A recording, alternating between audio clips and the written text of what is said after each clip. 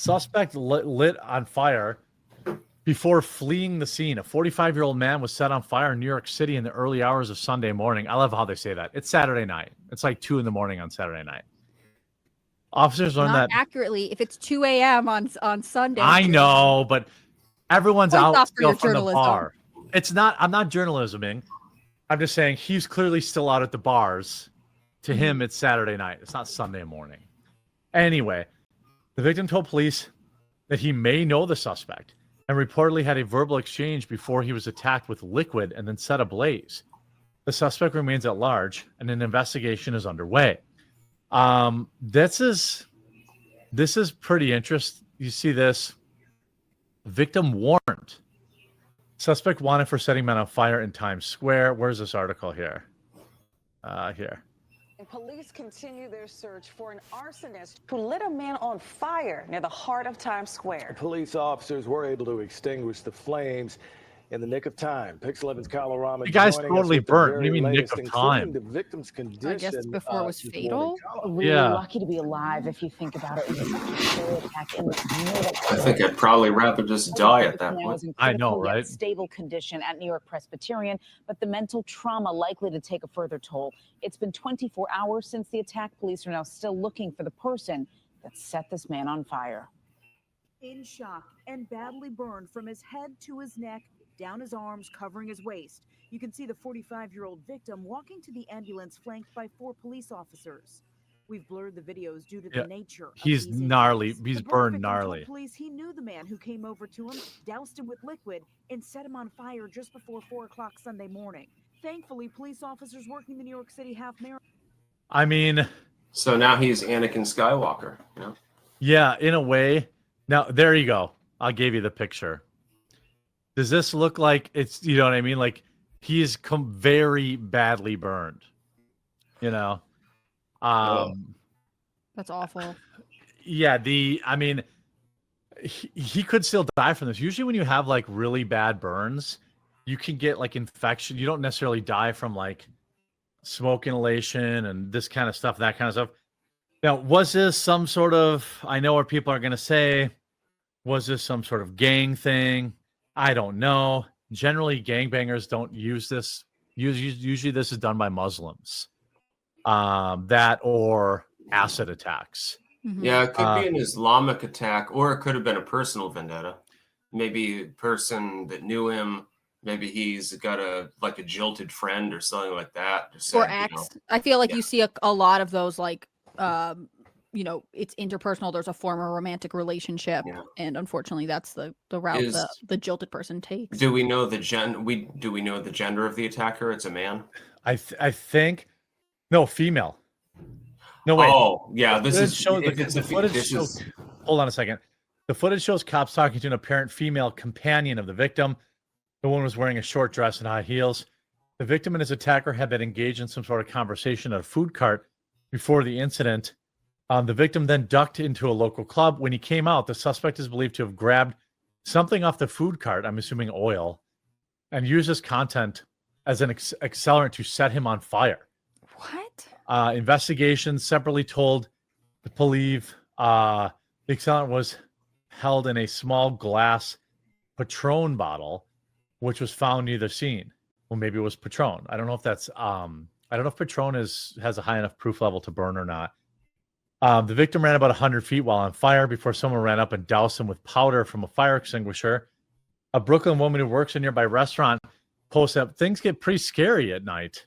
No shit. Yeah, right? People, we don't know. Nice description of the perpetrator, which the victim and witnesses likely supplied to the cops. Of course, they can't be provided to the public, as we would be discrimination and stereotyping. I read earlier that he said it was a Middle Eastern guy. What's going on out there? Like, this is pretty bizarre.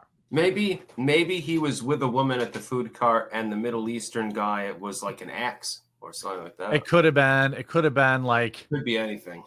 Yeah, it could be. I just think that like starting people on fire is kind of one group of people's like MO, you know, in general. And like I'm not sure that. And New York is, of course, the meltingest of melting pots.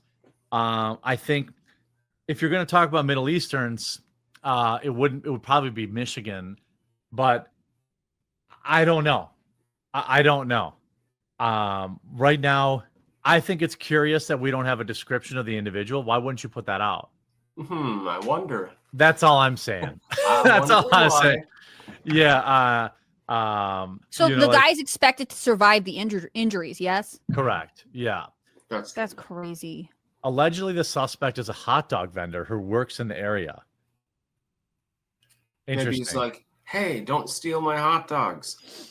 And the other dude's like walking away with the chili dog, and then he just throws oil on him, maybe. I mean, so this guy was. Things have happened.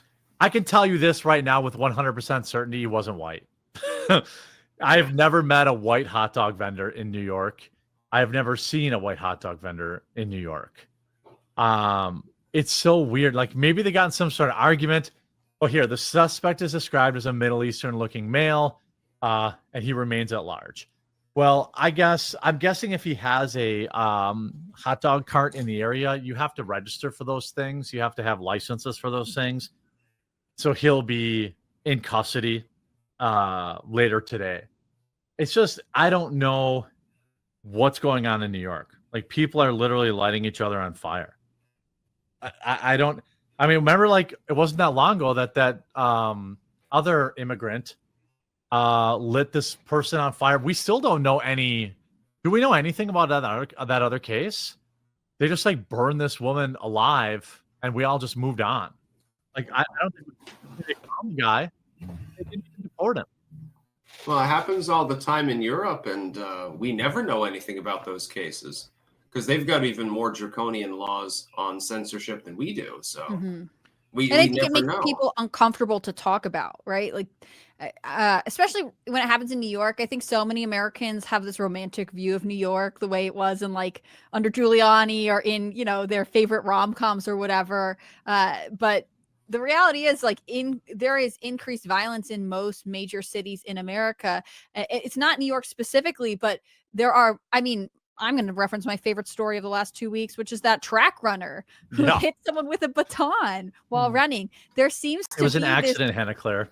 Oh, I'm sorry. It looked like an accident with the wind up and the backhand. Yeah, I think right. There are so many people who want to pretend like Americans, or at least certain populations in America, are not becoming more okay with random violence because they want to pretend like they live in a different era than they do, and that's what's sad. I mean, it's a breakdown of society. Well, the idea, the melting pot is a myth. All you need to go is to any one of these cities. Go to Chicago, go to New York, go to California, San Francisco. There is no melting pot. These people all live in their own. The Chinese stay by the Chinese. The Puerto Ricans stay in the Puerto Rican neighborhoods. All this. There is no melting pot. These people don't come to this country to assimilate, which is really the biggest problem with the lie about globalism. The two exceptions I would make: Amsterdam and New Orleans. There, people really don't care. Yeah, that could be true. That could be true, but I'm saying by and large, these people don't come here to assimilate. Like, look at the Somali neighborhoods in Minnesota. They are an absolute disaster. Deerfield, there are entire cities in Michigan that don't even have signs in English. Their signs are Arabic.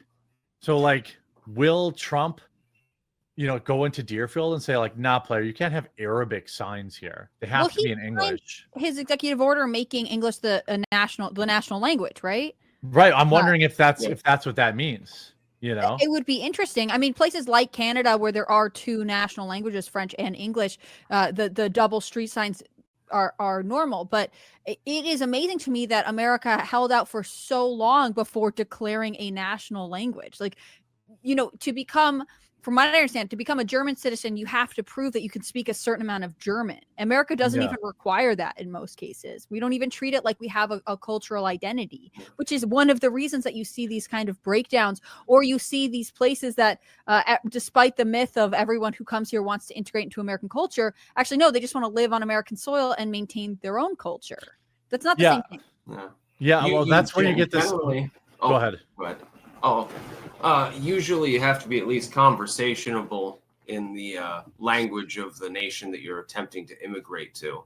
The United States, to my knowledge, is maybe the only nation that doesn't require this, actually. Well, it's also the only nation that gets to get called, it's a collection of ideas by people who are pro-globalism. Yeah, America is not a collection of ideas. People are not comfortable saying what America is. That's fine, but it's not a collection of ideas. Yeah, it was never meant to be a melting pot. No, our founders thought, hey, a bunch of Europeans are going to come over here, European Christians, more freely. Right, that's what America is. I think that's one of the problems with the melting pot description. At the time, it was melting cultures that had some sort of similar base, right? Like they all were Christian or had European traditions or European values or whatever. And even then, they thought of themselves as being very different. If you're trying to melt, I don't know, a brick and cranberry juice, one of those things is going to evaporate and the other one's not going to change. Right. Yeah, it's pretty wild. I do believe in importing Mexican chicks, though. I'm not gonna lie. I'm fine with Mexican food, so he's got Hispanic chicks. I'm fine if they want to assimilate. That's fine. But the problem is large swaths of these people have no interest in assimilating.